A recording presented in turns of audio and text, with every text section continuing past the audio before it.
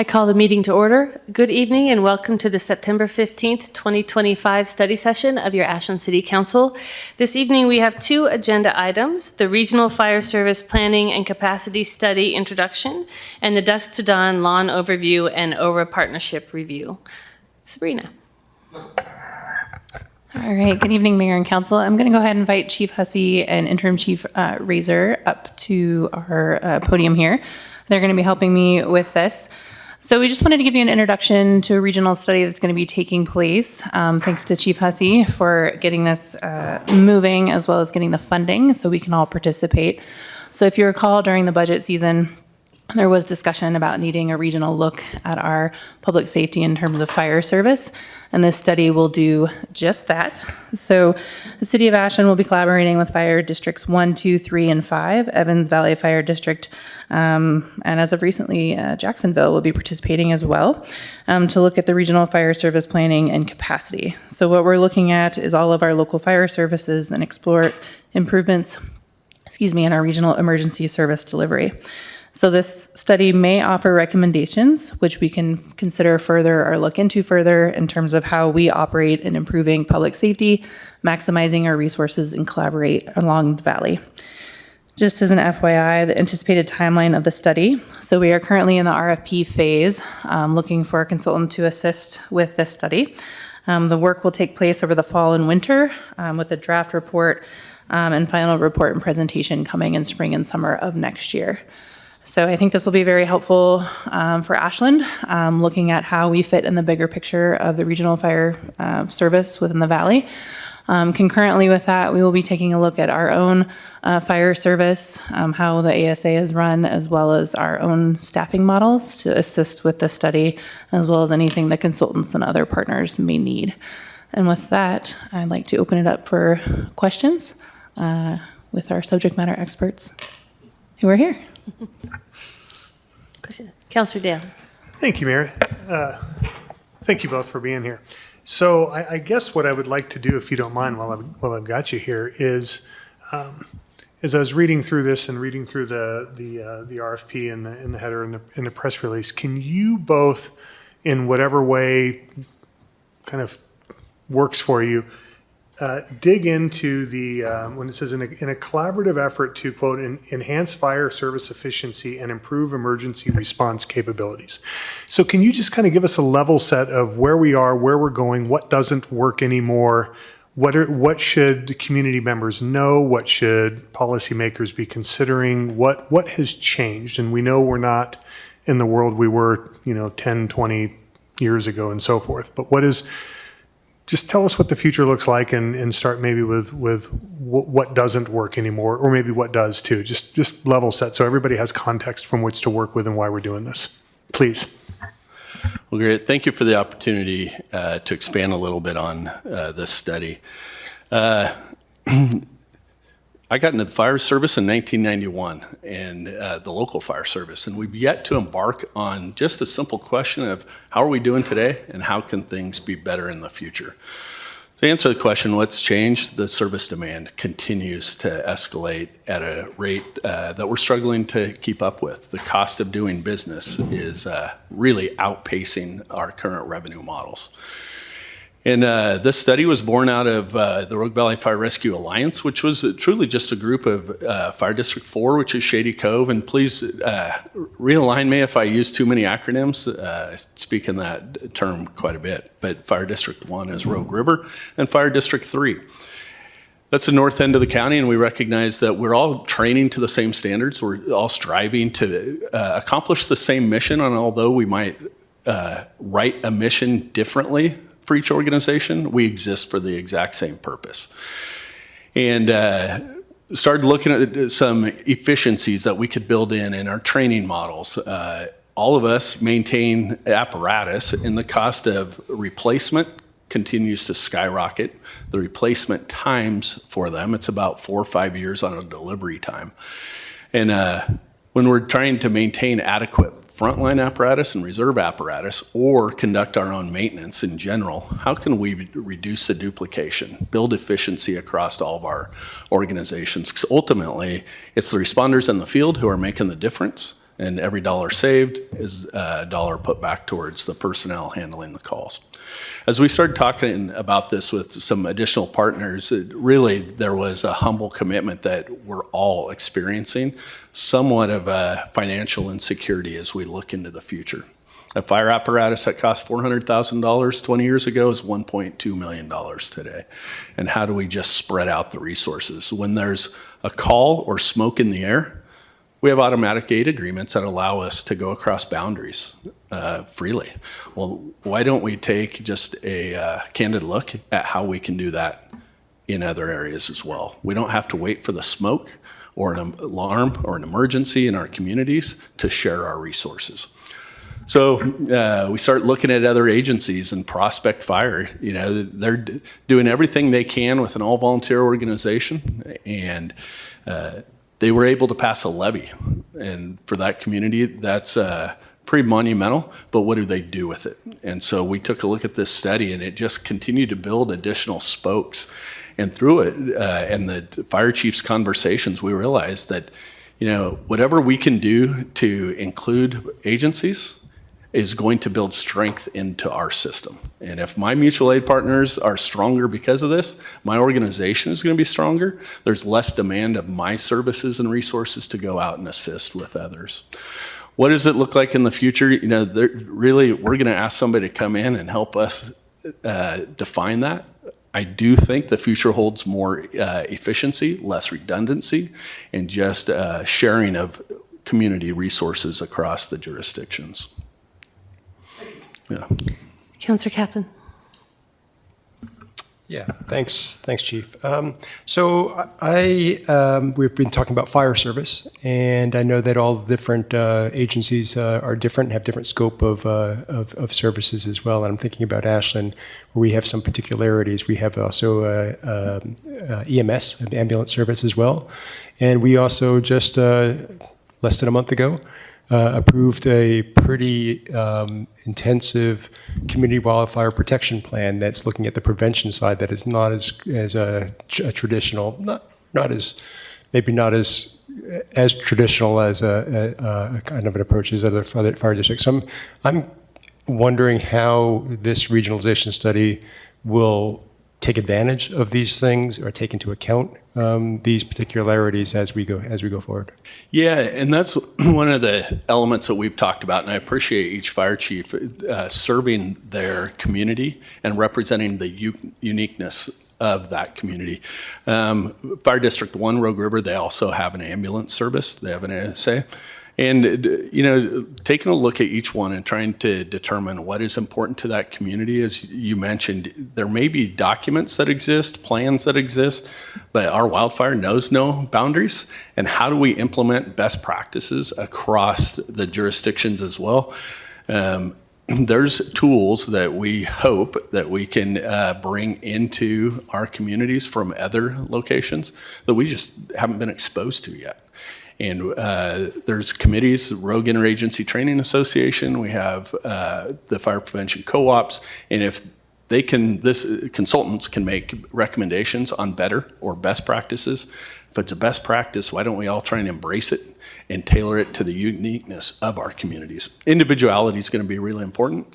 Fire District 3, we represent 4 different cities, 3 councils, and we're assisting Fire District 5. But you look across every fire engine out there, and it has the school's mascot on the side of it. And it's really important that we recognize we're serving a community. That answer it? Is there a piece that I think so. I think you've answered part of it and gone beyond in other parts, which I appreciate, your focus on the individuality. I mean, I think, and I guess I would share this with other councils, that there are some components that are really important to us. I guess I'm most interested in understanding, because I didn't see any of this reflected in the terms of reference in the scope of work, the request for proposal, I guess it was, about how the consultants themselves are going to be really, drilling down and making sure that they're respecting these particularities. And we spent 2 years working on our community wildfire protection plan as a community-wide effort. It's not just a document. We did a document 20 years ago, and this time we did a full community engaged process. So I think it's really making sure that we can take advantage of that. And I think as you're right, certainly would want to share best practices with others and learn best practices from others. But I just didn't see it in the consultant's request for proposals. Yeah, what we envision for the final product is, imagine every agency or district or municipality would have a chapter. And what it would do is determine whether or not they have CWPPs and just kind of reflect. It's not to capture a grade, but you guys are somewhat advanced compared to other participants because you do have those documents. So each jurisdiction is going to have a consultant assigned to it. It won't be one consultant. It'll be a group of consultants that will come in, meet with the agency head, and evaluate all the documents that really guide their organization. Right. Yeah, go ahead. Really kind of along the same lines, I didn't notice any specific role for the Jackson County government in this work. Are you also, because as you said, fire goes across boundaries. Yeah. It's not just fire districts, it's also the kinds of work on prevention is important at the county level and interurban areas. What's the role that you see for the county to participate? So we're going to take I just call a light look at the underprotected areas of Jackson County. So largely, the majority of the lands within Jackson County are not served by a municipal fire district or, a municipal fire department or a fire district. Oregon Department of Forestry provides protection during the summer. And so we're going to take a look and it's not going to offer solutions, but it is going to really capture what that vulnerability is, the number of population that's unprotected, the frontier fringe, and hopefully just acknowledging that we have a lot of unprotected is going to build into a second phase that can help our commissioners. Thank you. Yep. Councilor Hansen? Thank you. And thank you both, Chief Razor, and welcome, Chief Husey. I appreciate all that context, and I wonder, what I didn't see in the packet was examples of communities that we're aspiring to mimic. I don't know if there's some top 3 bullets you could share that we're really trying to, increase service, reduce funds, but also is there a couple models that you see, maybe it's nationwide, just as aspirational that we'd like to move towards? Again, there's no foregone conclusion. There's some states that have adopted some models where agencies come together and they form an authority. Basically, they're bringing what they can to a new organization. Oregon's somewhat limited by statute on what we can and cannot do. So, when we're looking at goals, we want to ensure that we're appropriately adjusting in advance to the demands of our communities, that we're going to ensure that we're solvent into the future. And my hope, looking back on the career, is providing a roadmap so when we get new agency heads or administrators, they have something to build from and not trying to redefine each time. So. Thank you. Sabrina? I think an important aspect to recognize even before the study kicks off is how much collaboration is already going on within the Valley between the various service providers. And Chief Razor and Chief Hussey, I wondered if you wanted to speak to some examples just to kind of give council an idea of what we're already doing. All right, good evening. I'm just going to give a brief, highlight, and if you want me to expand, please ask on that. But so in a lot of ways, how we're already collaborating is, we have created automatic and mutual aids. Prime example was the other evening on 388 Grandview. All of our resources were out through that automatic aid that we have with Jackson County Fire District 5. They were already been toned out and responding to that call, from the get-go from that call. We share on our testing processes to have transparency and unbiased. We send over personnel to help with in the testing process through our engineers, our firefighters, our entry level, up to captain and battalion chief and so forth. One great example is that we have the ability to loan and share equipment. A couple years ago, we had to borrow an ambulance from District 3 for about 4 or 5 months because our fleet just happened to, all of them decided to have problems at the same time. And so in order to be able to continue providing EMS services, we set up an intergovernmental agreement. We have loaned District 5 a fire engine a couple times. We're working currently with helping bolster District 5 through their times right now. We're sharing a battalion chief from the South County, in that resource. And so there's a lot of areas. One thing that we're very blessed with in the Jackson County and Josephine County is we have a model between the two counties that is looked at not by only just within the state, but outside of the state of our mutual aid to be able to send resources and personnel across county lines to assist and, keep things mitigated and small and whatnot. Thank you.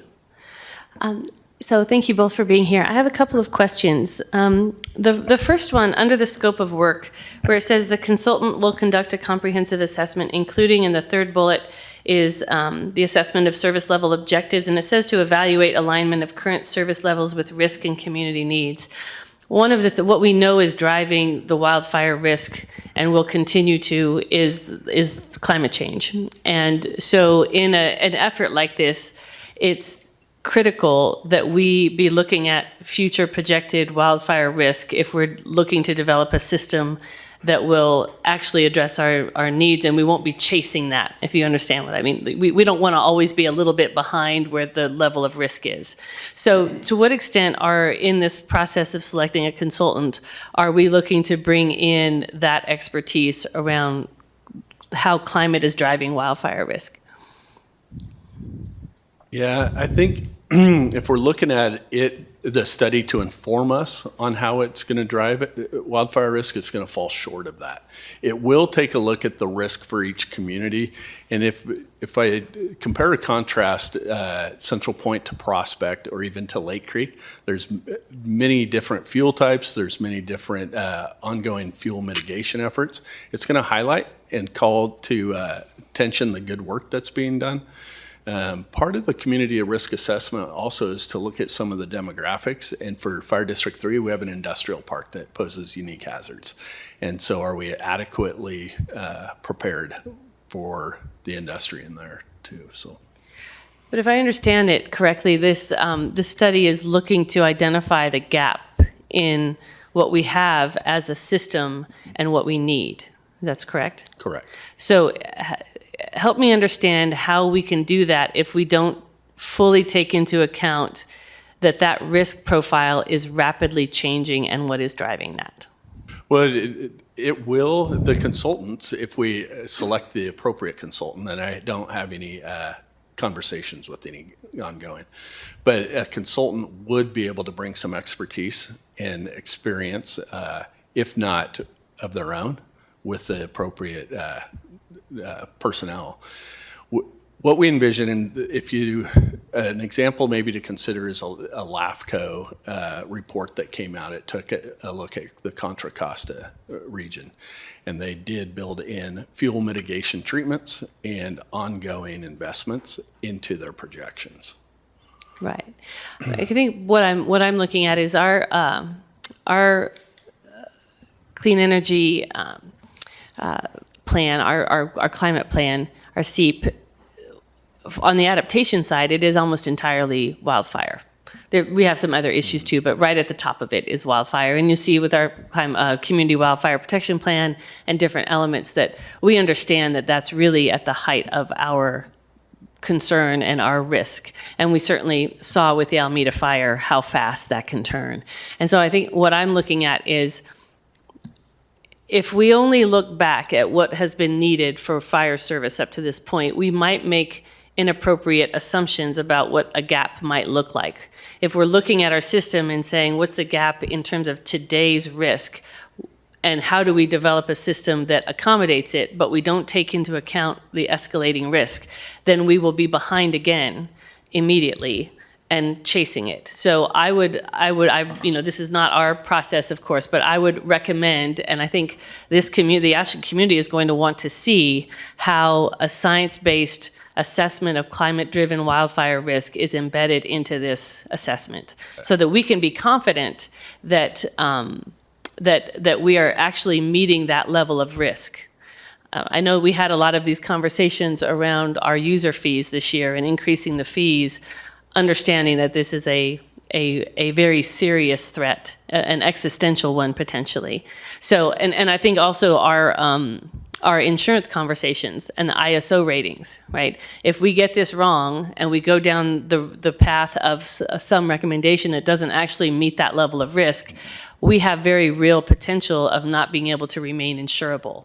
And so to me, this is an important conversation that we're having here, but we need to make sure that we really take a hard and accurate look at what that risk actually is, so that we don't find ourselves in a bind after making whatever changes the Valley decides to make in terms of fire service. We want to have confidence that it's actually going to do the job. So I would just encourage you to make sure that understanding of how is risk accelerating, because it might be that in a highly wildfire prone area like we live in, that the number of people we need just on standby is not standard, right? That we need to accommodate and call in additional resources that are just here because of the potential, especially during wildfire season. So, anything that you can add to what you've already told me to help me understand how that's being integrated would be very helpful. Yeah,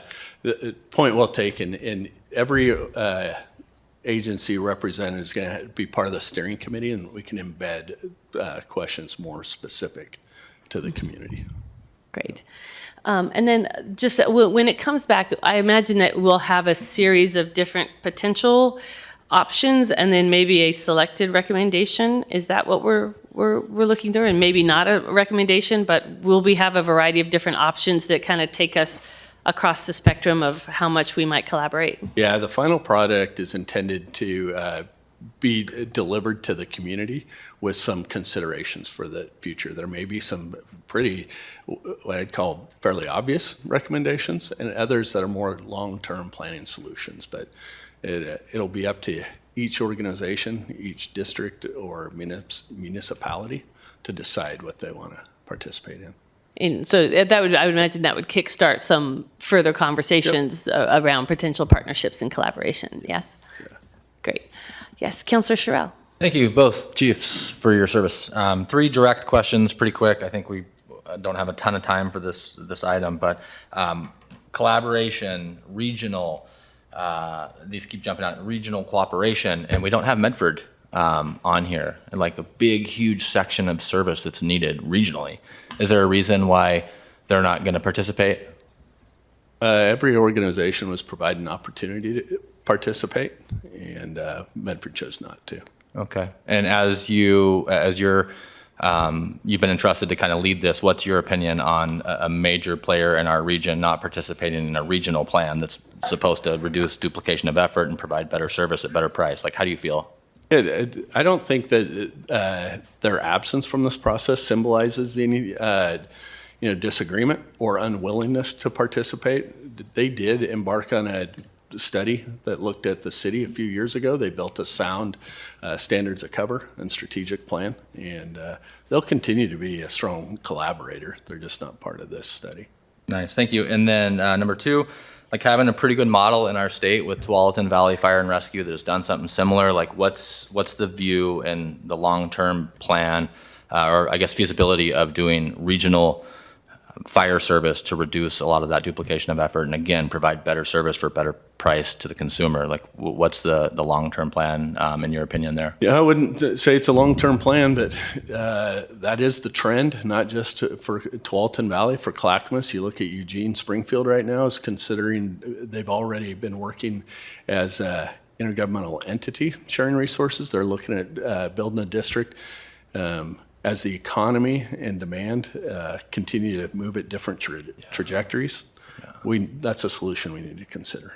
Okay, thank you. And then the last question, direct, is just, can we put something in the direction to the consultant to look at not just data-driven, not just call volume, not just price per thousand of assessed value, not just the numbers, but how do we assess culture in the fire service and like the division of line and that's really kept us from progressing as an industry in a lot of different industries. But maybe you can speak a little bit to that. Like everybody has their own little sandbox, and although we have awesome mutual aid agreements and automatic move up, it doesn't always work. Medford's not at the table, things like that. Like how do we really wrap that up and help people?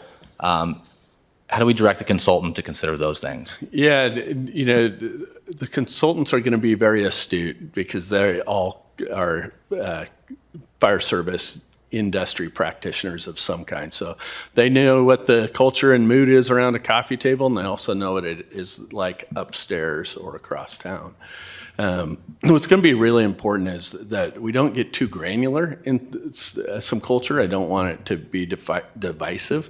Identity is important. It builds competition. It helps each of us be our best servant to the community. But also, we'd be lying to ourselves if we didn't acknowledge that the color of engine matters, the patch matters. There's history and traditions within an organization that matters. And that's part of that identity, the uniqueness that I really think can continue to exist. You know, there's an old saying that the fire service is 100 years of tradition unimpeded by progress, and we can maintain some of those traditions. We can honor them, but we can still continue to work towards a common goal. Thanks, Chief. Yeah. Well, thank you both for coming in. This is really exciting. I know wildfire, for at least the last couple of years, has topped the list of community concerns when we've done surveys, we've done town halls. We understand that this is a rapidly changing risk in our community, and being able to take a look across the whole valley and understand the larger system that really came into play that we saw during Alameda and have seen during other mutual aid times, but really taking a hard look at that in light of our current times is so well timed, and it's so badly needed. So thank you for doing that. We look forward to seeing where this goes and what we learned from the assessment and where those conversations can take us. Thank you.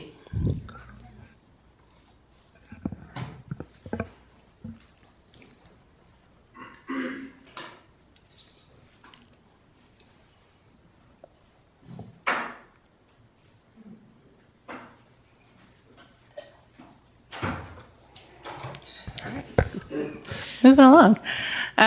Tonight, we have a overview of our Dusk to Dawn lawn, as well as our pilot program that we have ongoing with OHRA. OHRA is here tonight to speak to that. So this was a request from Councilmember Kaplan and Councilmember Duquesne. So if you all remember, the Dusk to Dawn lawn was established in May of 2023 to allow for the enforcement of the city's camping ordinance.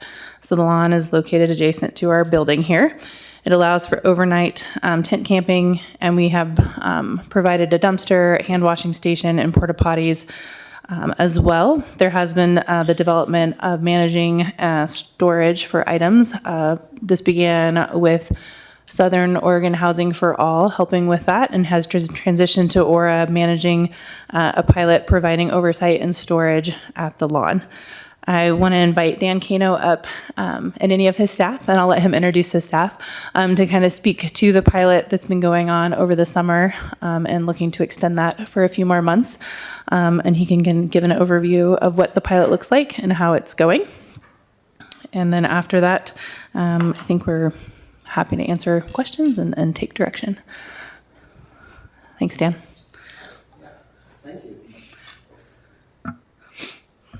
Thank you. Thank you for having me here, City Council members and Mayor and staff. I'm the Executive Director of OHRA. My name is Dan Cano, and I've been in that position since December of last year. I sent out a brief report that I think I wanted to just give you context of what started this, but I just wanted to just kind of reiterate that As you know, OHRA has a campus on Ashland Street, and the campus has a 72-bed shelter, about 49 rooms, and we have a walk-in resource center. Most of those that visit our resource center are housed. They come in for prevention and linkages to services. Of course, we also support the unhoused that are coming for anything from access to services, laundry shower trailer to get their clothes cleaned, and sometimes just to spend time and socialize. And for the most part, after 5, they're gone. What we were finding after the winter storms is that, first of all, we have some staff that have always volunteered at the Dusk to Dawn lawn. A lot of our staff are just also community volunteers. And so we had one staff member, James Bride, who's right here. And he approached us and said, Dan, SOFA, who's been coordinating the volunteers, has done such a great job. The volunteers have just been inconsistent. It's challenging hours at 7 in the morning to come in, and then in the evening to come in and help open the storage unit to allow people to store goods, come in, open it so that they can take those out and set up their tent in the evening. And we were also finding that a lot of those that leave in the morning from the Dusk to Dawn lawn, if there's aggravation because their tents were wet or there wasn't enough storage for them or they didn't get a good sleep or there's just inconsistency in coordination and volunteers showing up, that aggravation was carrying itself over, and we were actually seeing it at OHRA.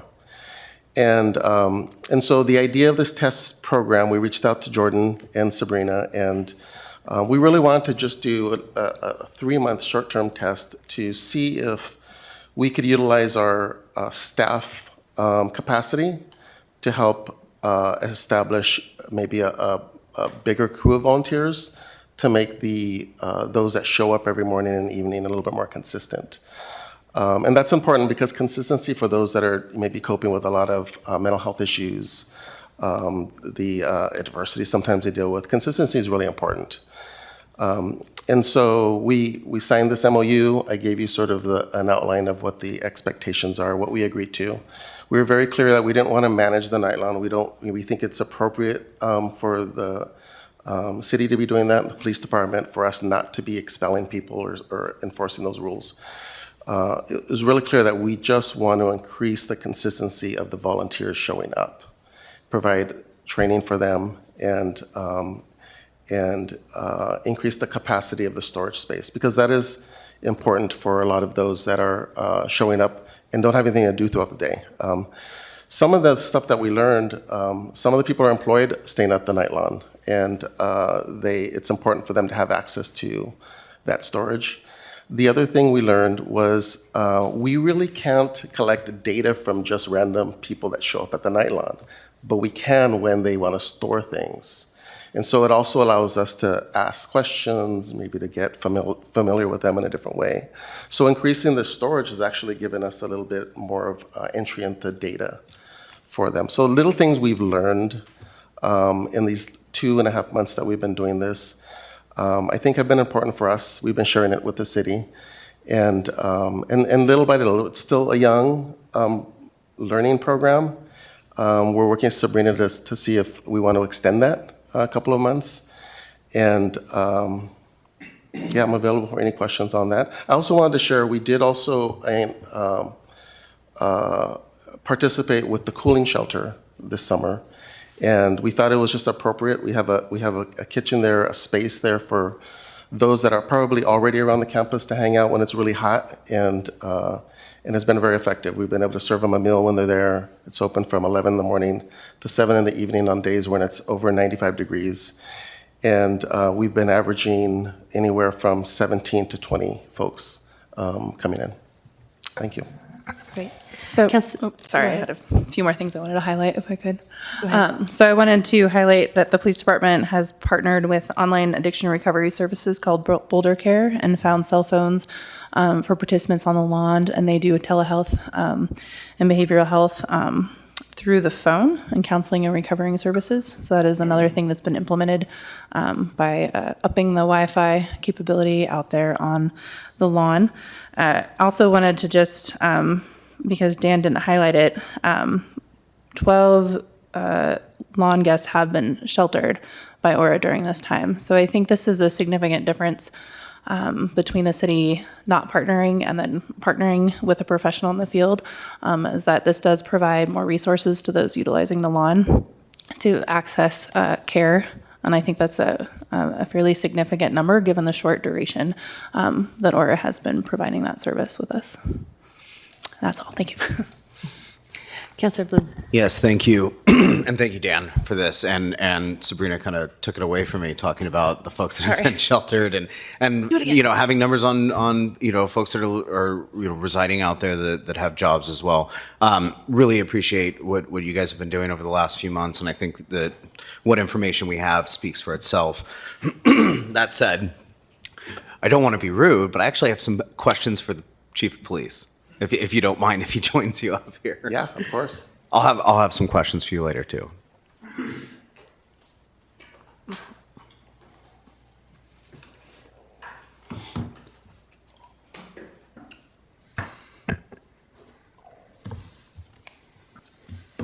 Good evening, Ty O'Mara, Police Chief. Hey, Chief, thank you. So kind of getting into some of the numbers we were getting here for calls of service, and 175 and 23 jumps up to 421 and 24, down to 232 in 25 so far, that is. I'm curious, could you break down the types of calls for services at the lawn, disturbances, welfare checks, trespass, like what are we looking at? Counselor, unfortunately, I was not prepped to provide that information. I'm happy to get it to council. I did not know that this conversation would involve that level of examination. I completely understand. I don't know if others would like it, but I think it just out of curiosity, I think it'd be helpful to paint the bigger picture of what we're dealing with, so that when we look at over the next few months, next 6 months, looking at what I think we all would like to see over there, it would help inform that discussion. So it's not necessarily critical, but I think it would be very useful in the future. Okay. Yeah. If you need a second. I don't know. That's why I No, was looking well, at I think we just need the head nods. Is the council interested in having that level of detail in the data? Yes, we have enough yeses for that, yes. Yeah, I can have that back to you by the end of the week, actually. Could I, real quick, could I add a follow-on there? Because I think other information that would be helpful too is about officer hours per call at the lawn compared to similar calls elsewhere in the city. Just to have that extra, if that makes sense. It does. Okay. Time per call compared to calls elsewhere. Specifically on what these calls for services that we're seeing. Not necessarily every call for service, but what we're seeing here on the lawn, calls for service, compared to what we're seeing for those calls for services elsewhere in the city. So we can have some comparison. I got you. Yeah, I'll try to get that. So just the amount of time, like for a trespass call here versus a trespass call somewhere else. Yeah, in 2024, we spent 200 hours on the night lawn on these particular calls. What is that? How much time was being spent elsewhere in the city on those particular calls, if that makes sense and everybody's supportive of that? Is that a desire of council? Does council want to have that data? Sounds like it's not very hard to generate. The original request is going to be very easy. The trying to analyze time spent on call, that is getting a little bit more into the weeds, and I'm not going to say that I can't do it. It's going to be a little bit more time consuming, but if that's the ask, then I'll certainly.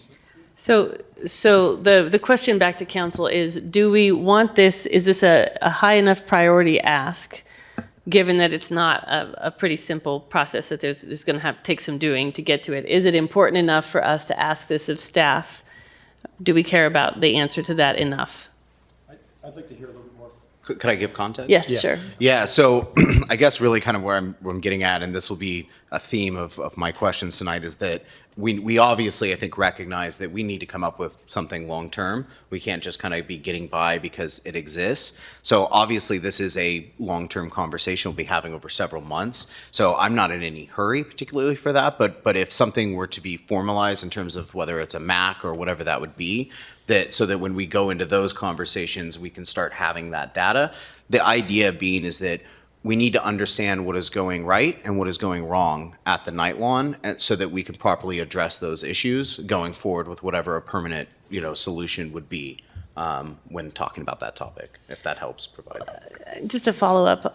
So if you can help me understand how understanding the time difference for calls there versus somewhere else Right. fits into where you see the longer-term conversation So going. What will that how- help us know? So the way I look at it, and I might be wrong here, is how severe is a welfare check or a call for because of an overdose at the night lawn? Are we seeing that being statistically much higher than other parts of town, or?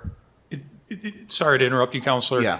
As you're saying that, it's dawning on me that if we get a welfare check, for example, for an unhoused community member on the lawn, and then we have a welfare check for somebody who turns out to be unhoused, who's hanging out in front of the library, just removing that person to an outside geographic location, we're certainly not going to know whether or not it is a similarly situated person. So the more I think about it, the more what you're trying to get at, I think might be really problematic. Okay. I mean, because we can make the assumption that if somebody's out here, they are unhoused. We can't make the welfare check or trespassing or whatever that happens at a different time of day could be this person that's removed to a different part of the community, and how we suss out what, I don't know how we make sense of that. No, that makes sense, and I'm happy to withdraw that. I mean, again, I think that these are the kind of questions I'd like us to start asking, especially if we were to have a map to discuss what a permanent camping lawn would look like. I just think it's important that we start gathering as much data as we can so that we can make the most informed decision to have the most positive impact on whatever that might look like in the future. Councilor Duquesne. Thank you, Mayor. So, and thank you, good question, and I appreciate that, Councilor Bloom, looking at the big picture. But I just wanted to kind of chime in on what that looks like. I am not at the night lawn every morning, but I have been there in several mornings. And what I see, if there's a trespass, it's because somebody's still in their tent and they're oversleeping. And I want to thank James because I've seen them go a couple of times and get people, hey, get out of your tent, it's time to go.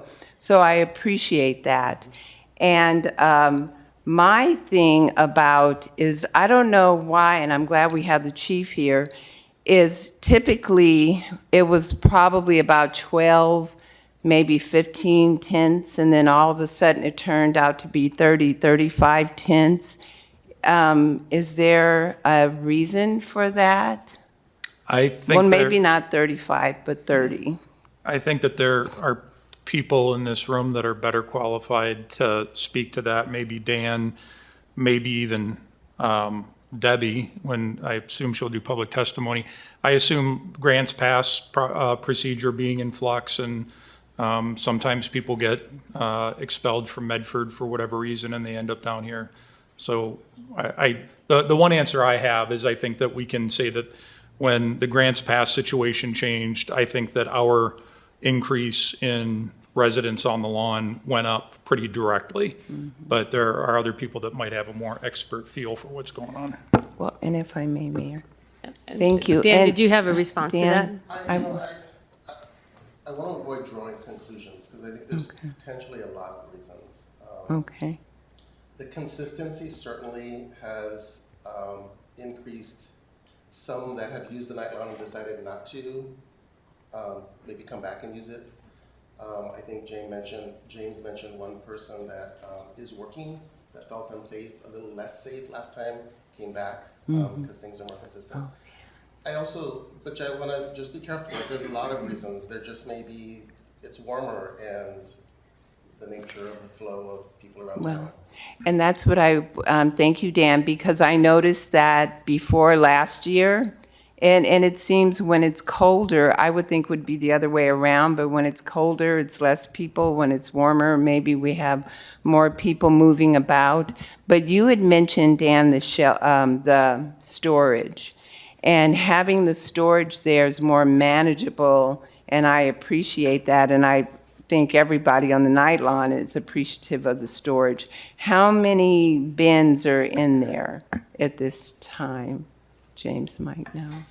Do you guys have a number? It is 29 right now. 29 bins. Thanks, James. Because it's my experience that I believe that the storage seems to be working very well, and I think that people are appreciative to the storage, and Debbie coming there and picking up the laundry when it's wet and it's been rainy. But my last question here, is that working together and collaborating together, what can we do better? Well, I can tell you what has been great is I've been able to go and meet with the police officers in their morning briefings a couple times and really answering their questions. Oh, yeah, your microphone. Really answering their questions in their morning briefings has been really helpful in sort of bridging that sort of gap of maybe sometimes basic questions of misunderstanding. So the communication with the chief and his staff has been really helpful, not only from the practical side of knowing who to call when we have an issue on the lawn, but also just understanding each other's points of view. Our staff, I think, are thinking a little bit differently about what the police officers go through. So I think continuing that is an improvement. There are some, this is trying to make a bad situation a good situation out of something that's just inherently not a good situation. So, things come up like if we can't get the porta potty serviced on the weekend, obviously there's 2 days and, there's more likelihood of filling up when when the lawn is filled. But I think those are the things we're learning as we go on. So I would say more to come. How often do they come to clean the porta potties? Do we know? Fairly often throughout the week. I think at least 3 times a week. But the weekend is always going to create a problem. Okay. Thank you.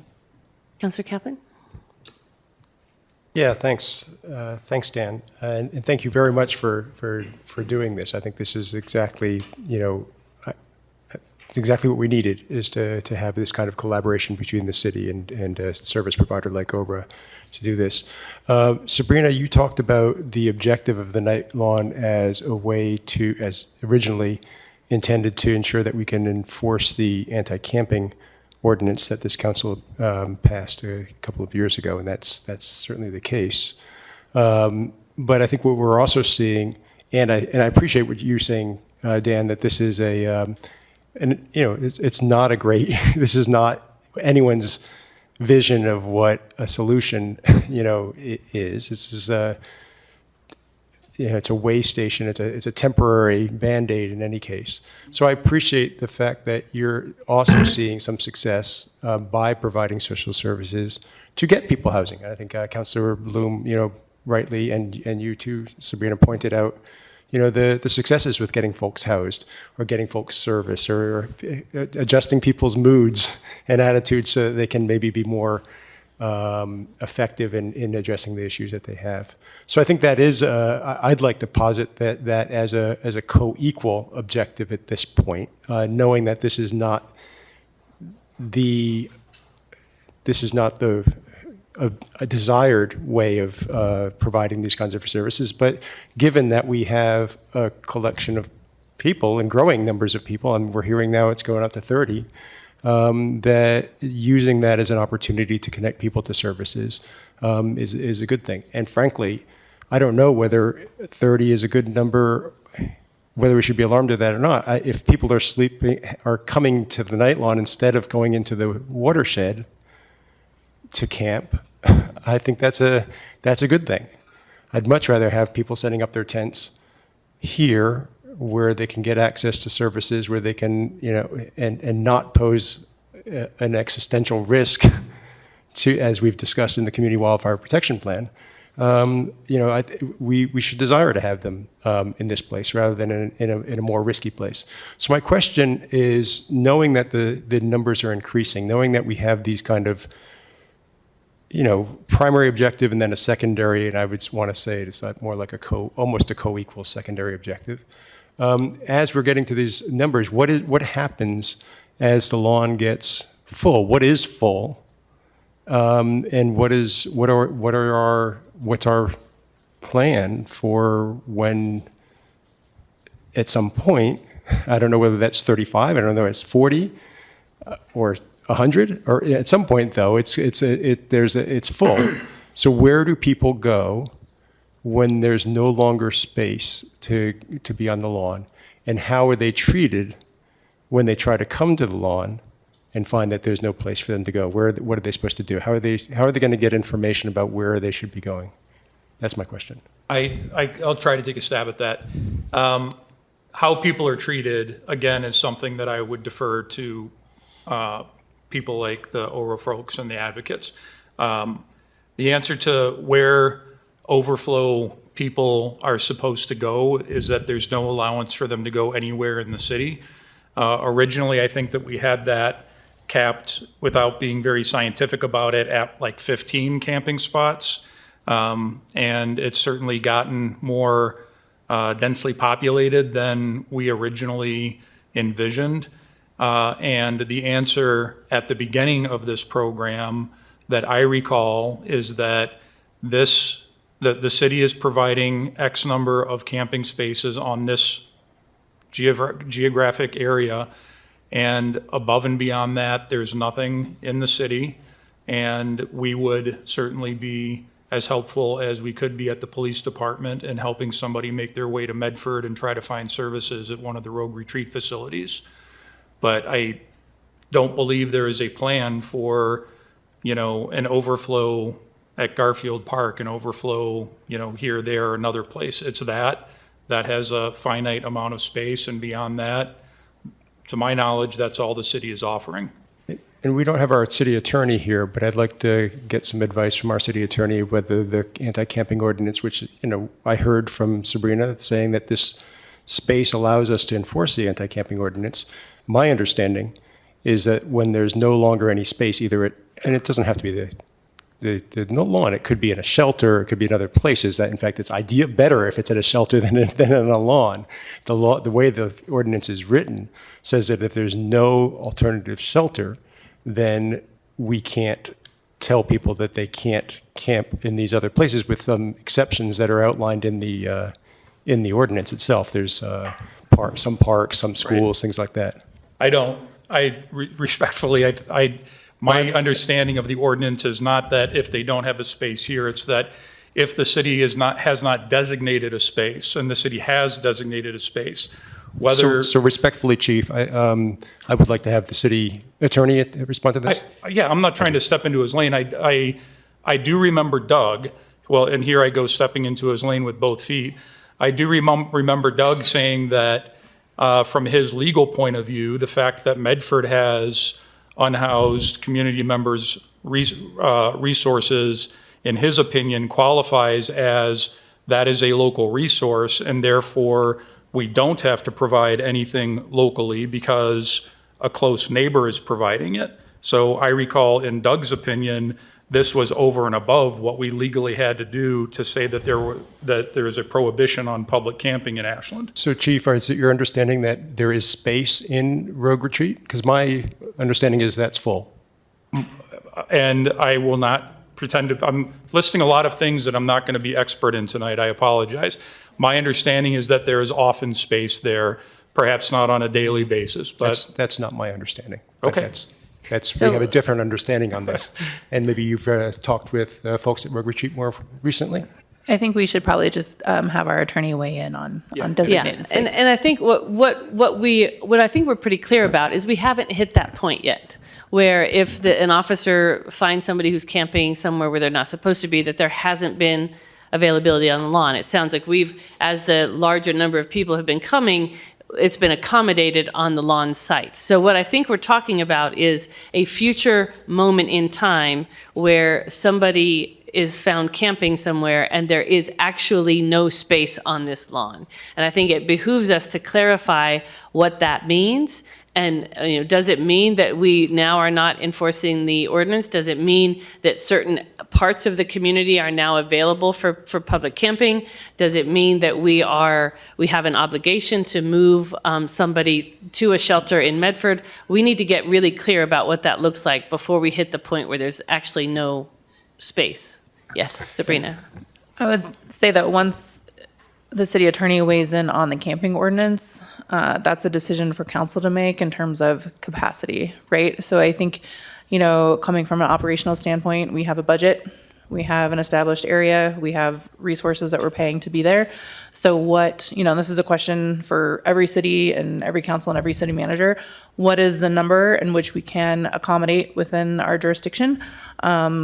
Because I think there's probably a capacity that we can accommodate, and then beyond that, we cannot accommodate it based on resources. So I think that's a conversation we need to have once we get clarification from the city attorney. Right, because there's state law at play in Oregon that is different than in other states. And it's pretty clear that if you don't have somewhere to take somebody, that you don't get to enforce public camping ordinances. So I think it makes sense for us to make sure that we fully understand what our game plan is for this. And one of the things that has struck me is, because this started out entirely operational, to be able to enforce the public camping ordinance. But this is Ashland, and we are a compassionate community, and we have now built up services, some level of services and assistance to the folks, because that's what we want to be able to provide that. And I think part of the conversation tonight is getting really clear about what do we want the lawn to be, and are we concerned at some level of hitting that capacity? Is there some need for us to always make sure there is some kind of capacity, because that might influence how we set that structure into the future? Councilor Dale, did you have a question? Yeah. Or Dean? Yeah, thank you, Mayor. And just to kind of pile in, probably myself jumping in with both feet as the chief did. I do. If the city attorney were here, he'd probably mention the term viable alternative, which is unfortunately intentionally vague, like a lot of law is. But I do think that is a question. I know, Chief, you jumped in, but I would eventually like to hear from you, Dan, about kind of that same question, because if you think about that and you scale that out, it's like, okay, well, you pick a number, and then it will increase by 10 or 20. It doesn't really matter, right? It's just it's level of services, and you could just keep going out ad infinitum with that, and that's just the way. That's just kind of almost like basic economic theory of what happened relative to supply and demand of resources. Right. And we will hit a point where there just isn't any funding, or we have to find that balance of resources. We can't simply say it's as linear as this is our number, and if we hit this, then we automatically don't enforce. I mean, again, that's for the city attorney to weigh in, but that just, common sense would dictate that just isn't a realistic line of thinking relative to helping solve this issue. So my question to you, from someone who's dealing with this every day, and certainly appreciate it, is let's assume for the moment that there is a number. I mean, this is, as Councilor Camplin said, like this is not the ideal solution for. I mean, I think there's not anybody in this community sitting around here out there that thinks that this is, boy, we've nailed this and we're doing great at it. I can't imagine anybody's thinking that. However, we have to meet reality where it's at. So let's assume, and I'm asking you kind of from an expert opinion, let's assume that we somehow figure out as close to as possible what reasonable looks like, because I think that's what we're dealing with. What would be those next? What would you do? What would OHRA's role be in that? How would we measure what reasonable looks like?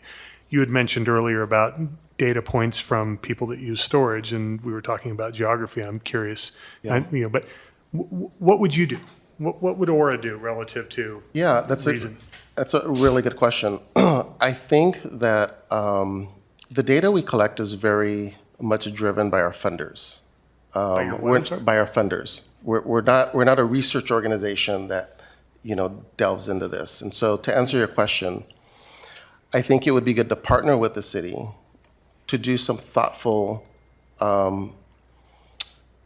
research on what part of the population are in the north side of Ashland that don't use OHRA services, because there are quite a few, or that use it more sporadically.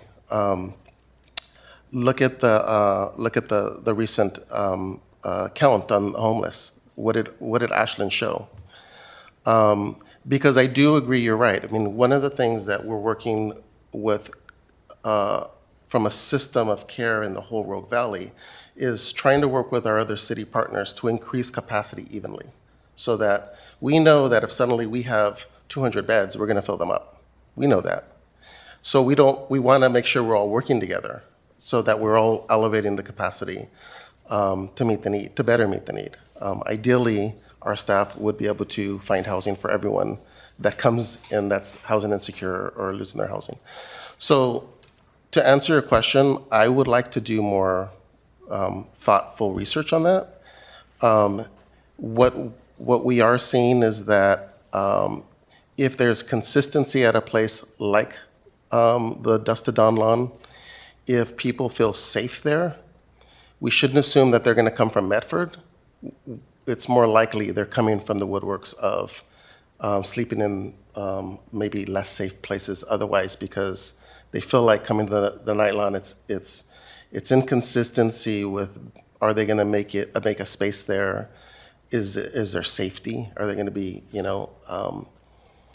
next to somebody who's having a mental health breakdown? So there's a lot of things that contribute to that question. Thanks, Mayor. Would it be as part of potentially continuing the program and continuing partnering with the city, would that be something that you and OHRA would be willing to propose relative to what's reasonable as far as something like a tangible metric? They say we would pose 18 or 30, whatever the number looks like, and so that we can all plan and forecast accordingly with limited amount of resources. But I think I would be interested in again, using the term good as loosely as possible, because this is not a good situation, but really needing to know from a tangible standpoint, I'm not even going to use good. What does reasonable look like? Right. And then sticking to that as best as possible, because as you note yourself, I think what happens is when we leave it ambiguous by using the word more, we need more storage, or we need more beds, or we need to, of course we do. And I don't think anybody's going to argue with that. But at the same time, we need to figure out how to operationalize this and put in the proper logistics, because otherwise we don't have a target. Right. And what happens then is, I think you would know better than I, is now you have, and so would the folks out there, you may have individuals coming to this particular area with the expectation of resources that we cannot reasonably provide for a given point in time. And so now then we've just potentially created a worse situation for individuals, instead of having that all valley coordination where that information is disseminated in an equitable and even as best as possible manner, so that the resources are distributed to the people that need them in real time as best as possible. Is that a fair statement? I would agree with that, yeah. Okay. Councilor Hansen. Thank you, Mayor. And first of all, I'd like to thank you, Dan, and all the staff at OHRA. We really appreciate your partnership here, and the information that I'm getting through this meeting and out in the community is that the night lawn is better. It's a better place to be. I'm grateful for that. And the fact that we're finding housing for people because you're there, OHRA's there, volunteers are there, warms my heart. And we'd like to see more services for our unhoused, anybody that needs them. And we hope with 2200 rebuild and the future there that we can, through partnerships, we can do that. And that is all moving in the right direction. Seemed like when the night lawn was established and we thought a 10 by 10 space, I believe that was the thought in the beginning, was going to be adequate for campers. And now we have 30 people. And at a recent meeting from advocates, I heard, it's not bad. I mean, people are managing, but we will hit a point in which we want to find safe housing for somebody, and we need to figure that out. So this is all very helpful. I didn't see in the packet, but correct me if I'm wrong, what happens at the end of September when this pilot is over? Yeah, we've been really thoughtful to start and tinker with things that can be sustainable. Okay. But we are working with Sabrina to just extend it. Okay. We're able to leverage our cash reserve and some other carryover funds from funders last year that fit our outreach to support this. And so we're in a position right now in the short term that is able to keep us going. Okay. It would be remiss if I didn't thank staff, city staff, Yeah. and the police for all collaborating on this. This is new to us, and we're trying. We're going to keep trying. But an MOU for extension sure does sound great. I'm curious if you have any asks that you would publicly want to put out there at this point for the city to consider among that, or if that's premature. I think it's premature. I think, working with Sabrina and Jordan have been very responsive to the concerns we brought to them.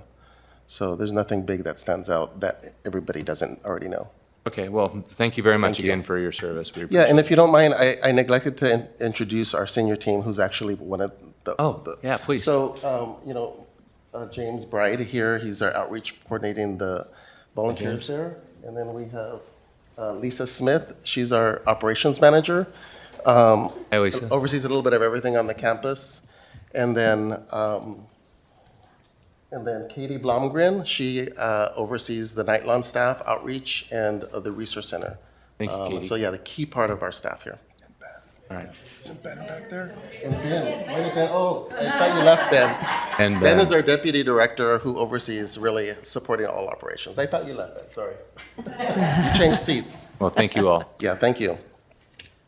Councilor Sherrill. Thank you, and I know this is a super dynamic issue that we're dealing with, and there's no perfect answer. And I'll try to be really brief with like 2 direct questions.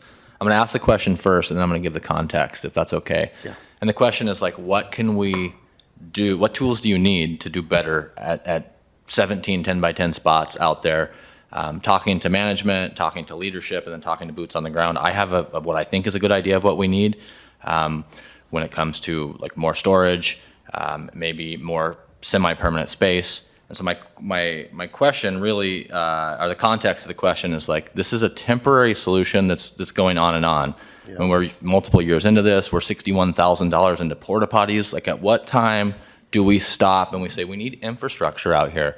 How much is it going to cost us to build a bathroom? Is there any bathroom within walking distance of the city shops that we already have?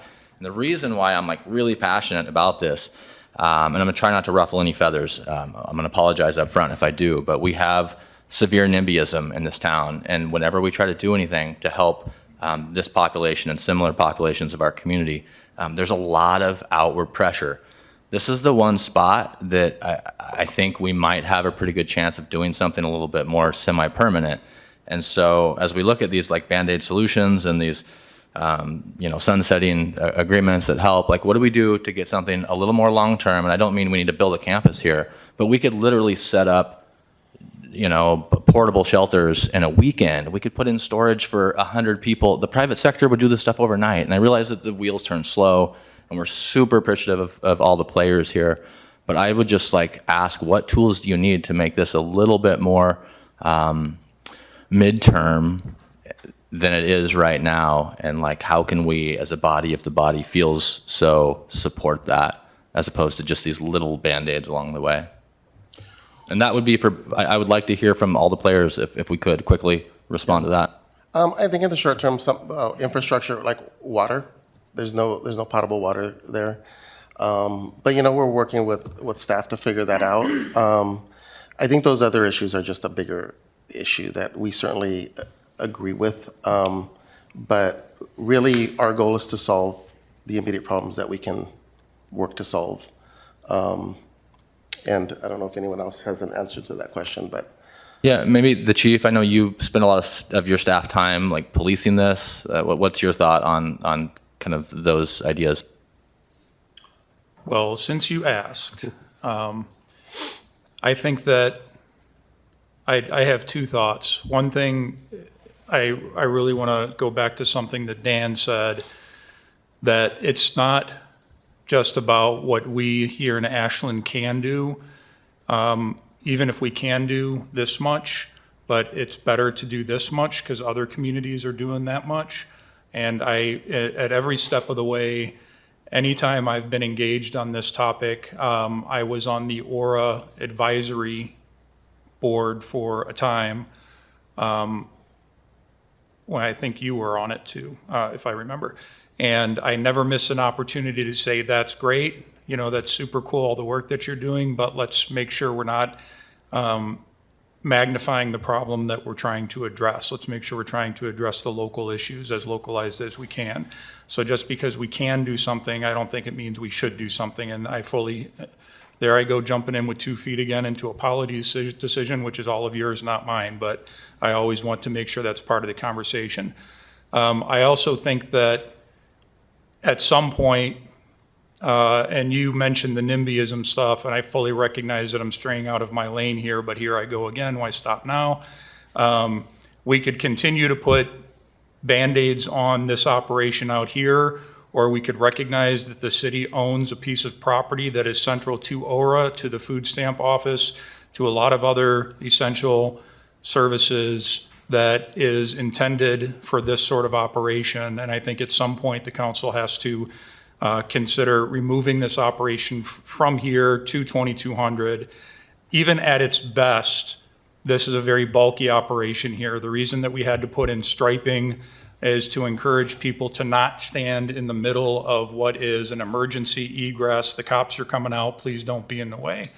At its best, it's very bulky, and when it does work, but it's a very bulky working. And so instead of continuing to patch up this, I think at some point the conversation has to shift over to a property that was intended to have something like this. Thanks, Chief, for such a direct answer. I really appreciate that. Mayor, can I have one more to Sabrina? Can you maybe speak to that a little bit? Sure, I'll just jump in with the chief. If you're going to jump in, why not? So I think the original intent behind the purchase of 2200 was to see severe weather shelter and camping and potentially the development of affordable housing all over there. That, of course, has changed over time, and that is council's decision on what they want to see in that area, given the climate. I think to both the chief and Dan's point, it's a question of resources and balancing the needs of the community with the resources we have, and wanting to, participate regionally in a solution, because there is, an element of people want to be where the services are. That makes sense, right? And so I think we want to be able to provide service, but we have limited capacity here. And so we just want to make sure that, we're able to balance that with the service that's being provided in the other areas as well. I think OHRA is a great partner because we at the city do not have expertise in this area. I don't want to speak for the chief, but I think, having people who work in this field and see things from a different way has been very, very helpful for us in managing this. And I'm, very pleased with our partnership with OHRA. as well as some of our other partners. And I think it's vital for us moving forward, if we as a city are going to look to expend resources in this way, to acknowledge that we can, at the baseline, provide the infrastructure. So maybe the space, maybe put in permanent facilities of some sort, renovate 2200, et cetera. But we are not currently at a point where we are the subject matter expertise and able to provide the kind of outreach and services that our partners are. So I do think it's a balance moving forward. It is bulky here. You have staff going in and out with large rigs all day. You have people wanting to go to the Grove for recreation purposes, to use the utility kiosk. And so it does present a little bit of a challenge that way that's been managed and can continue to be managed. But I think, as everyone recognizes here, I'm not the first one saying it, jumping in both feet, is it's not an ideal situation by any means. Yeah, thank you. And if we can't have people camping at 2200 because it's clearly outlined and that's not what the council voted for, and this is too bulky and not working, like where else would we be able to put our unhoused community semi-permanently? Yeah, I think that's a discussion of potentially having with APRC to transition parkland into a camping area. I think the hard part with the layout of our city is, you want to provide a space where people have access to bus routes and the grocery store and services.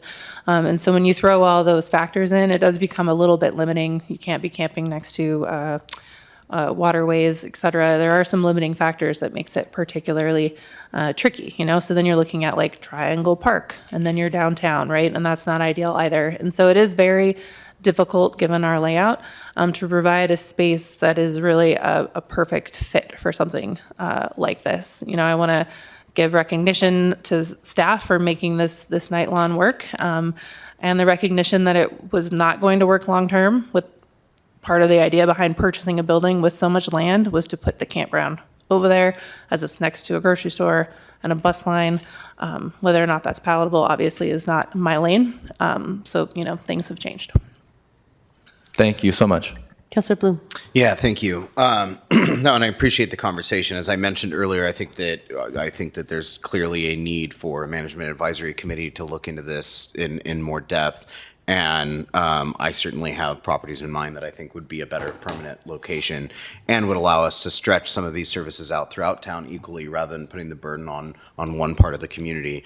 So that said, and I would like, if the mayor would entertain this, having that conversation of what a MAC would look like. But I think more importantly, before we have that conversation, Dan, is OHRA interested in extending this agreement, this MOU that we have for up to 6 months, to give us the time, of course, with your participation, if the organization's interested in being part of a MAC, to kind of really work through all these issues, find out what a new permanent site would look like, and what would be needed infrastructure-wise as well.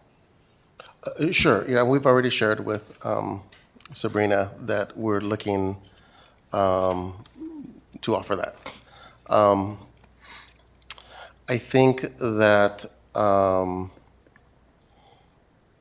allowing us the flexibility to solve the problems and do the nonprofit stuff is going to be important. I would worry that a city council driven MOU would probably have a lot of politics in it that I would worry a little bit about.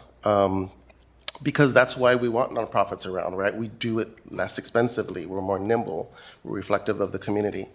So I would just add that to the conversation. So just to clarify, I mean, just continuing the MOU that exists now, not Yeah, us I think putting that would our be hands in it, just saying, are you cool to keep going for another 6 months? And I say 6 months because in 3 months it's December.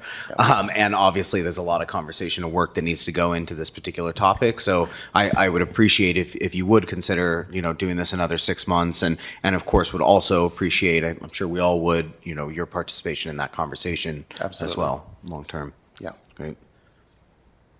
So, part of the goal in having this conversation tonight is to come to some sense of what the night lawn is and what we think it will be. It was initially started when there was all the conversations at the state level and legislation was coming into being, and it was entirely an operational move to deal with legislation that said that you have to have somewhere where people can go. And then since that time, we have added a variety of different structures and supports over there to make it easier. I remember the conversations about the rats and the conversations about there's no food storage and all of the different things, right, from the very beginning. And now we've created a structure here of some sort.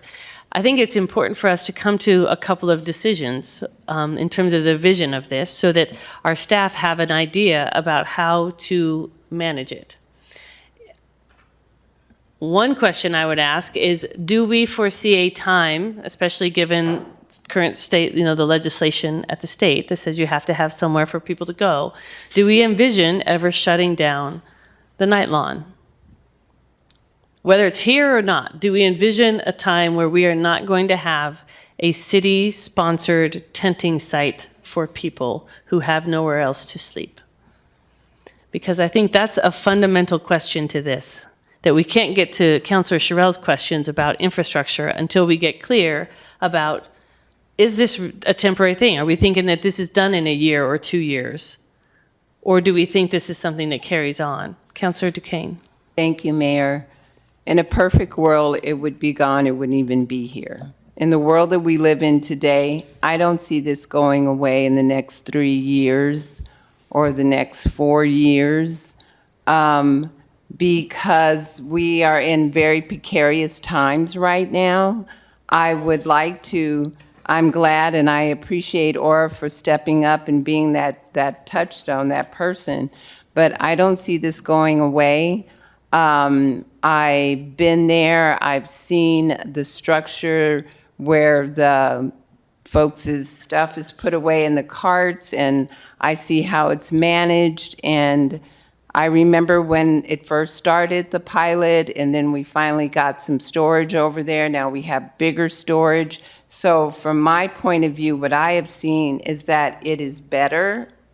And the world that we live in right now, no, I don't see it going away in 3 years, 4 years. Councilor Kaplan. Yeah, I'm with Councilor Duquesne. I think the way our ordinance is written, I think the way the state law is presented, there is a need for shelter of a temporary nature.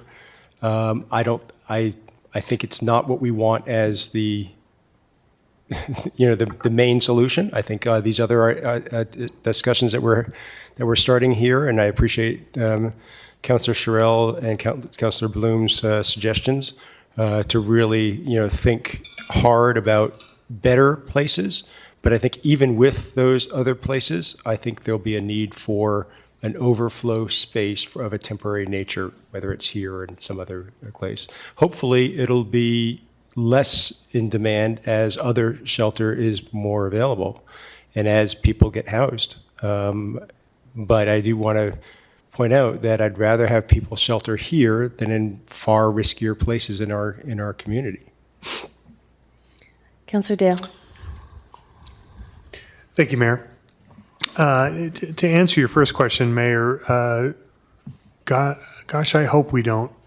I hope we figured out a solution to this problem. I mean, I think we all do. I can speak to the timeline, of course, but I think that to accept, it's kind of, we were talking earlier relative to wildfire, to accept anything less than continuing to try is admitting defeat prematurely. And I think this community, and I think what we're trying to do here is obviously solve or at least work toward a problem that we know is very real and is not changing course, just given, it's much bigger than us.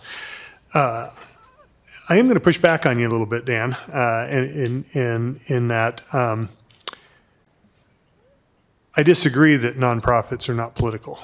And I don't mean that in a bad way. I actually mean it in a very good way, right? Politics is how we get to the best decision to balance. I mean, in today's society, especially at a national level, politics is just, you equate that with divisive and divisive and rage-filled rhetoric. And I absolutely do not think that we need any of that in this community as we try to come together for solving problems. But it is political. I certainly understand in jest what you were talking about relative to that, and it's point well taken.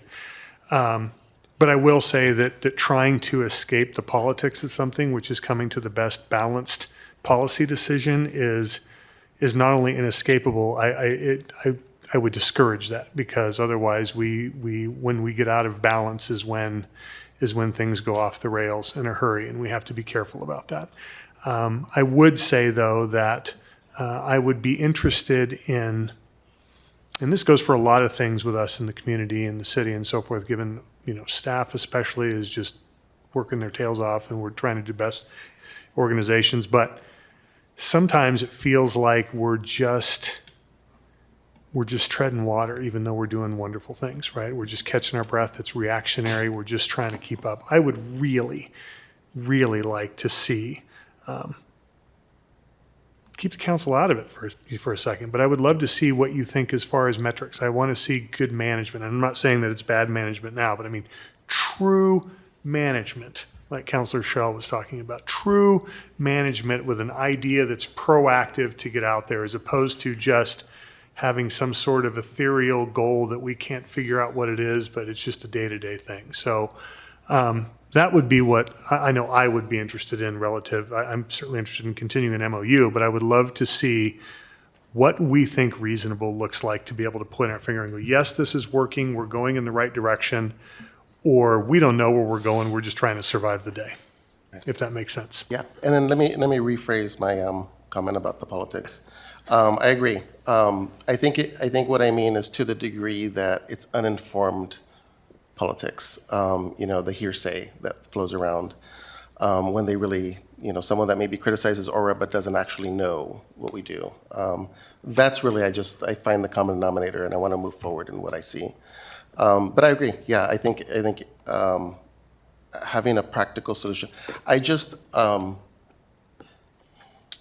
Our mission is to support low-income people. It's not to solve the housing crisis, because that's huge. So I want to I may have my own opinions, but I just want to be clear that there's nothing in OHRA's mission that talks about homeless or unhoused. It's really a recognition that poverty is biblical, and we would like to solve it, but that's not our day-to-day. Our day-to-day is someone's hungry, find them food, but also teach them how to fish if we can. Well, and thank you, Mayor, and I agree with you on that. I appreciate that. I appreciate the honesty and where that's coming from. I really do.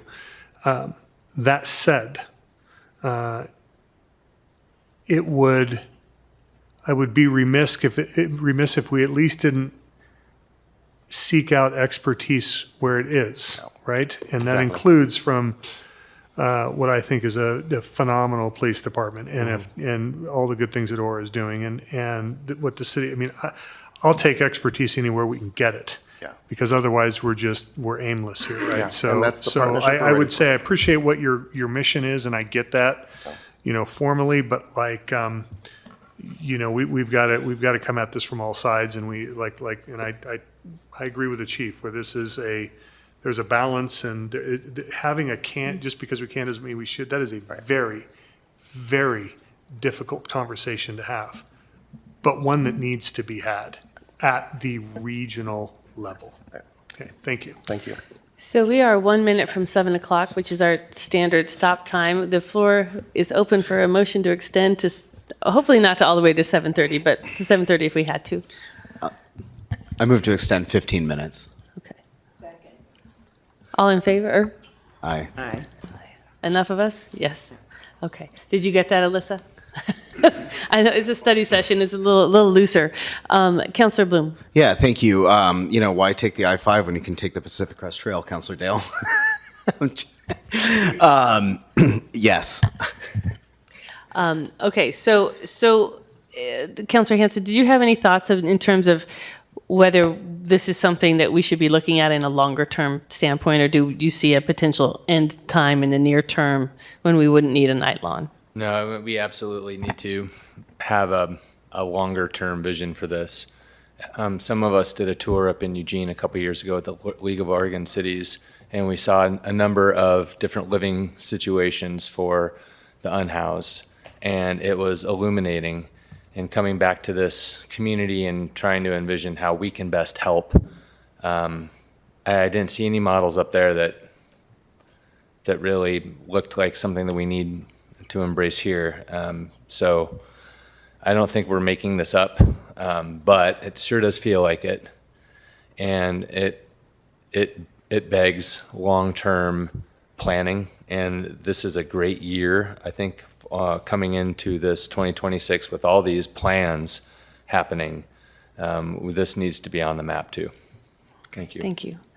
So one of the things, when I talk with mayors around the state, everyone is grappling with this, just so you know. There's parking areas, there's, people are structuring these different things as best they can.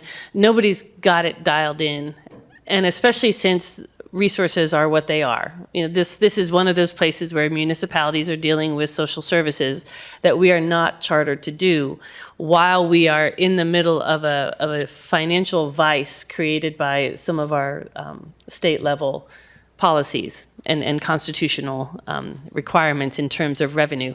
So it is a very difficult place to find ourselves in. But we've also recognized that this is, at its core, is a housing problem, is also a social services problem.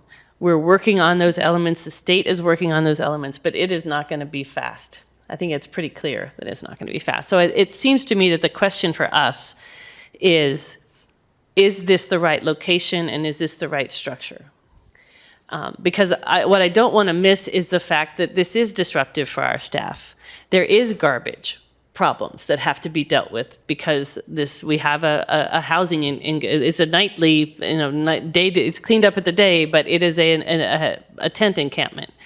There are issues around it that I think we haven't really tackled because we've always thought it was temporary, right? We're not going to actually put what we think might be the best solution here because we're not planning on this being a night lawn forever. But we haven't actually decided if this is where it's going to be. And so I'm wondering, it seems that we have a couple of questions to answer. One of them is to get clear about the state law and what happens and what is the role of the night lawn in the purpose that it was originally set for. Are we clear about what that is? Are we clear about what happens when we fill up? Have we set a policy in place? Do we understand what that looks like? I think that's an important part of all of this. The other piece is, it looks like we think that we're going to need to provide some kind of camping space for some period of time. It begs the question, where is the right property? And I would caution us against thinking that there is some unicorn property out there that is going to be perfect. We may come to the conclusion at the end of that this is actually the best place, even though it is not ideal. But maybe that's one of the things that this council should consider giving staff direction on, is having an analysis of this site versus other sites so that we can come to a decision and put in place whatever we think needs to be in place in that longer term. The other piece that I would say is I think it's really important. When we saw some of the places up north, their shelters, actual shelters, are incredibly expensive. And we don't have those resources. So we are trying for something that is better than nothing within the resources that we have. And I think that that's the needle that we're trying to thread. So does that sound reasonable? We've already said that we want to get a data assessment, so more specifically about what the calls are for that are coming to the night lawn. Would this council be interested in asking also our lawyer to clarify the ordinance and state law requirements, and that staff looks at properties that the city has and does some kind of an assessment of their use? Councilor Bloom. Yeah, I mean, I would just say, I feel like this is a lot for, let's have this meeting, let's come back with this info, and then we're kind of working through this every couple of weeks or every month. We have a meeting about it. I really do think that the best way forward, if we have 6 more months, is to form a management advisory committee with OHRA part of that, city staff, a few counselors, and part of that would be site identification, evaluation, what rules and governments be, infrastructure planning, fiscal modeling, timeline deliverables, metrics for success, be able to spend the 6 months, put an actual plan together, and present it to council where we can then deliberate and talk about it rather than kind of piecemealing as we go through. I feel like that might be a more efficient way and more successful what we can get out of it. But that's just my 2 cents. So it would have to be an ad hoc committee if it's coming back to the council with recommendations. So it wouldn't, and the staff calls for max, is my understanding. So it would be an ad hoc committee is what we would be looking for. We can't direct staff to create a MAC and you come back with recommendations? The recommendations back to council makes it an ad hoc. I can create a MAC, and that MAC can bring it back, but councils don't participate on MACs. So if councilors want to be involved, it would be an ad hoc. Okay, I didn't know that there was something in ordinance that said the councilors could be part of a MAC, but that's fine. I'm okay with it being an ad hoc. I just want to caution against, I am not interested in an ad hoc committee that is made up of a bunch of different people and advocate. I want this to be material experts. I'd like service provider, city staff, city councilors to be part of that conversation and not have scope creep from something that is, could be much bigger. So that would be the one concern that I would have with an ad hoc. Councilor Hansen.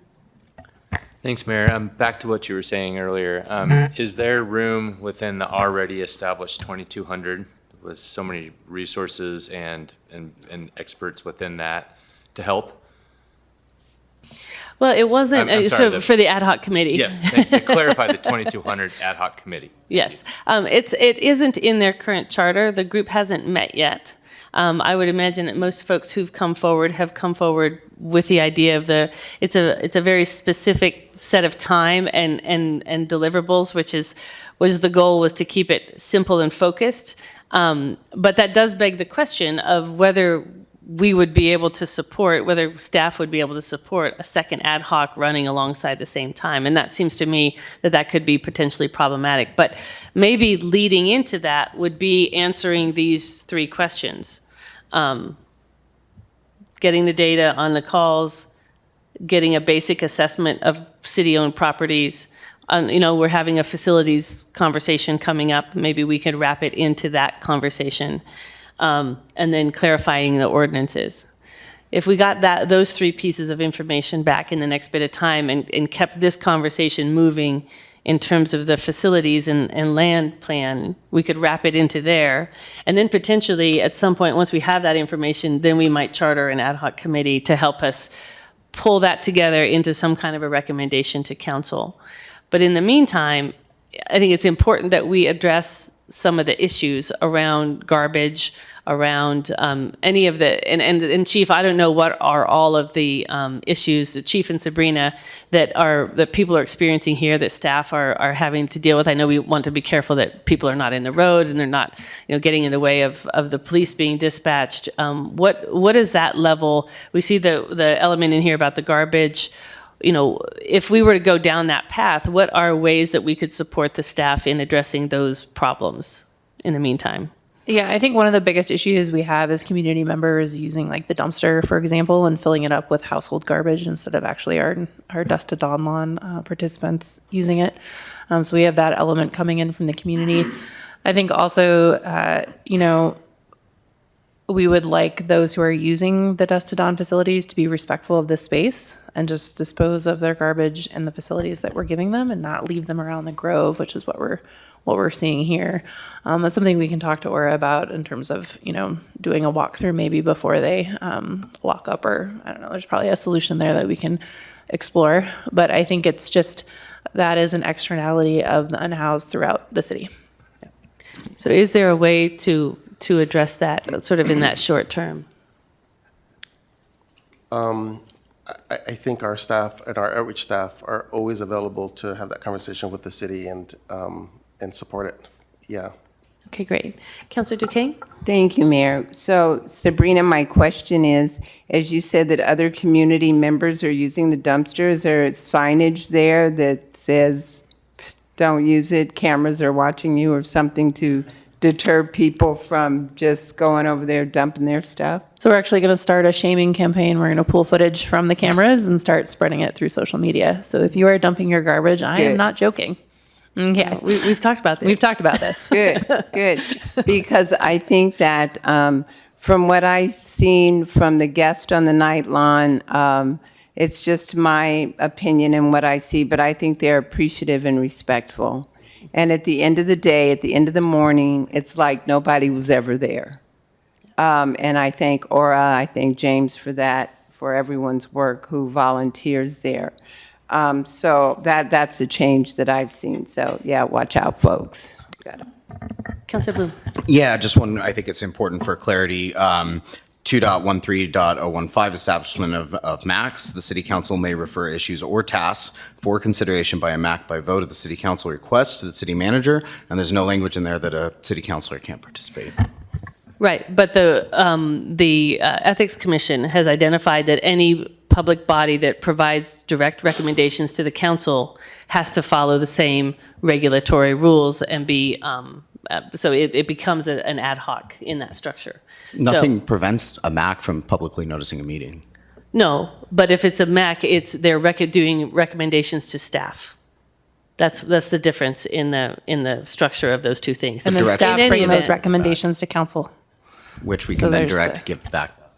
Yeah. So in any event, the question, I think the most important question isn't so much what kind of a committee advisory structure it would be, but is that something that the council wants to go forward with? So we have two possible pathways here. One is to sort of immediately go down the path of setting up some sort of an advisory committee. We can dig in and figure out exactly what that would look like.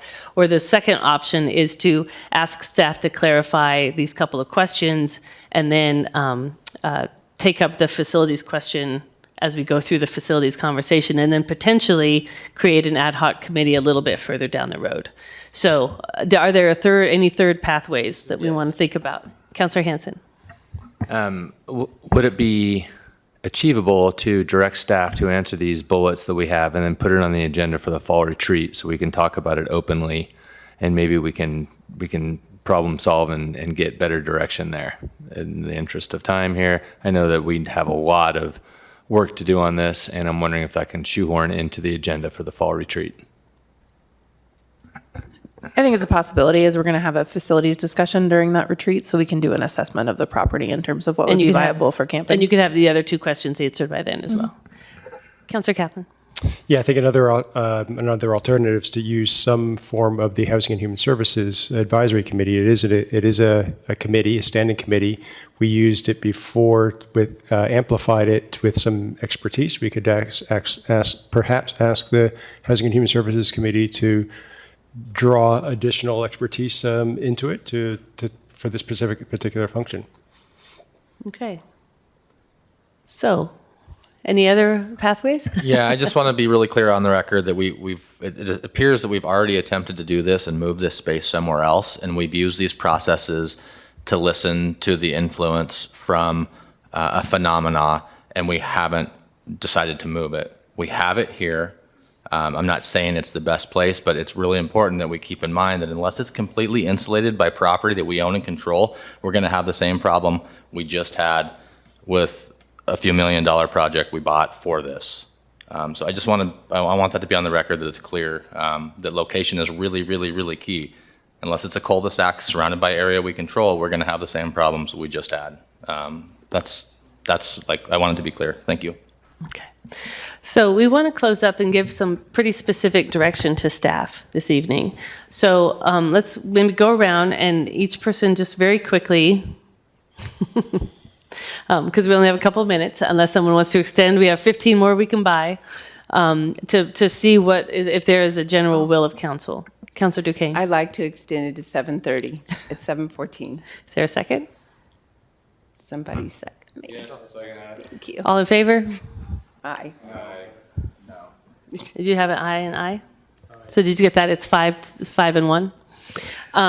So- Mayor, can I hear Councilor Bloom's proposal? Because I was leaning in your direction, although you didn't want 15 more minutes. Yeah, if I can. I mean, per code, there's no reason why we cannot direct staff to create a management advisory committee for a specific purpose, that management advisory committee meetings be publicly noticed and available, and that the findings of that return to council for discussion. I liked your first recommendation. About what? About Honestly, I like the recommendation of the bullet points going and coming back to us. We have our retreat in December. I think that's kind of a long ways to go because we have OHRA for 6 months, so that's half of our time. So I would like for it to come back in front of us sooner than our retreat. Our 3 bullet points answered. Yeah, so to that point, I agree with you, Councilor Duquesne. It needs to happen sooner. My concern and why I think that this needs to have some council oversight, whether an ad Yes. hoc or a MAC, is because what I don't want to have happen is that what is presented to us is limited and there are options that are not presented to us that could be viable. We should have an ad hoc. So that is a possibility after we have these 3 questions answered. We could take that up at that point. The council could direct the formation of an ad hoc once we have those answers to those couple of questions. So just a point of clarification, we do not have OHRA for 6 more months. That's still a discussion that we need to have with OHRA. Right now, we're talking about extending it for 2 months, so I just don't want to put OHRA in an awkward position. So that's a discussion about extending the pilot, which needs to be separate from this discussion. Yeah, and I think it is separate from this discussion because we had the lawn before OHRA stepped forward to help us. We're not anticipating shutting down the lawn if we're not able to carry on this relationship with OHRA. So I think this is a longer term question about the facility. So Councilor Duquesne, if I understand you correctly, what you would like to see is to have those 3 questions answered, but to have it come back to council prior to the retreat. Yes. Okay. And other folks want to weigh in on the pathway you would like to see forward. Councilor Hansen, I see you nodding. Are you in agreement with what Councilor Duquesne was saying? Yes, and if the fall retreat isn't our soonest opportunity, maybe another study session, I'll leave that in the capable hands of yourself and staff to find a public meeting where we can discuss. But yes, that sounds good. Okay. Other thoughts? Councilor Dale? Well, I would agree with Councilor Duquesne. Yep, I'm good with it. Councilor Sherrill? Yep. Councilor Blue? And Councilor Kaplan. Okay, so the specifics of those 3 are to bring back the data about what the police calls are for on the night lawn, to clarify the ordinance related to camping, enforcing camping bans related to state law, and then to give us an assessment of the city-owned properties. So that And then assessment- and to bring that back then to a study session we'll work on that and see how we can get it in earlier than the December retreat. So there is already a map of all the city-owned properties under our mapping tool on the website, so you all can see them right now. Staff will do an assessment of kind of like what's good on this lot, what's not good on this lot, and that will be what you will have for your discussion. Right. So yeah, you give us some ideas of places that might be appropriate. Sorry. Did Councilor Brandon, was that posted on the web? Because I know he emailed me with that map, which thank you GIS on the weekend to put that together. Yeah, it's publicly available, so Okay. there's We did directions. I post can it. forward that Good. to everyone. Anyone can see it. It's just under our mapping tool that's online. So if you go to our webpage, on the front page, there's a little button that says Maps. You can click that, and it's under there. Councilor Kaplan.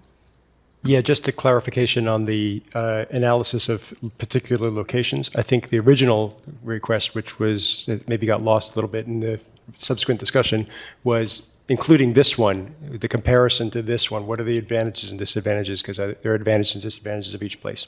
Yeah, that sounds good. So I just want to open it up for anything else you would like council to know, either one of you.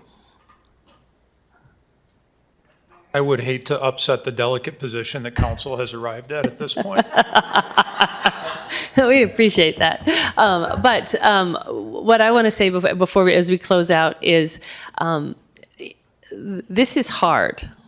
And I think we all know that, but sometimes it's important to say it out loud. We have ordinances set in place in this community because we want certain behaviors to happen. And at the same time, we also know that we have a reality of a housing crisis. We have realities of other social services crises. And how we navigate that and how we help our neighbors, but also have accountability is what everyone is grappling with. And I know, Chief, that your officers have a hard time with this reality of this night lawn.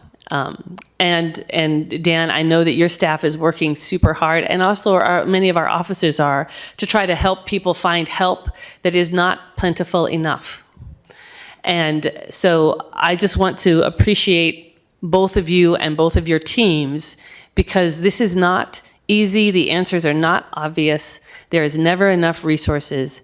And I know that everyone is doing the very best that they can. And my hope is that with what we've come to this evening at the council, we can create some direction so that we can get in place what the very best in terms of what can be working. And I will continue to listen to other mayors and other city councils and find out what they're trying. People are experimenting. But we're in this for a while, because this is a crisis that doesn't have an easy solution.